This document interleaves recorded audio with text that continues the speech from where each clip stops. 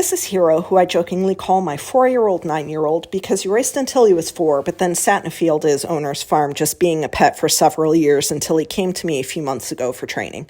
This guy was stiff as a board laterally due to being left to his own devices for so long.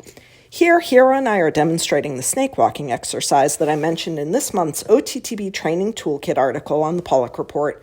You'll see I'm weaving around various obstacles in the arena, or just making circle, figure 8, and serpentine patterns, encouraging him to bend through his body and change his bend from one side to the other very obviously.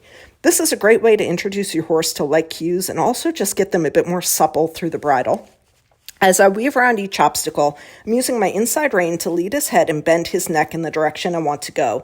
And you'll see I turn my head and open my inside shoulder in the direction I'm asking him to turn, which also helps my weight to shift to the outside of the saddle. I'm applying pressure with my inside leg to push his belly out, and even squeezing and lifting through my inside hip to encourage him to bend around my leg and not cheat and let his shoulder fall in. As you turn your head 45 degrees or so to the inside, you should be able to see the crescent shape in the horse's body from their head through their spine and into their hind end. Most horses starting out in their retraining tend to be more flexible, bending to one side than the other, kind of like how some horses prefer one lead over the other. Hero tends to be more flexible to the left than to the right, so in this exercise, he tends to have his hind end float out of the bend to the outside. I use my outside leg, which in this case is my left leg, behind the girth to remind him to keep his hip in the crescent shape of the bend.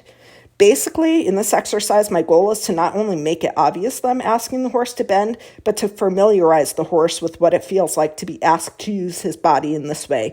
These are the tools that will help you get a more supple and adjustable horse in the other gaits. It also helps them to understand the difference between leg pressure to increase their speed versus leg pressure to give lateral cues. This, in turn, will help them better understand the other two exercises discussed in the article, leg yields and shoulder in.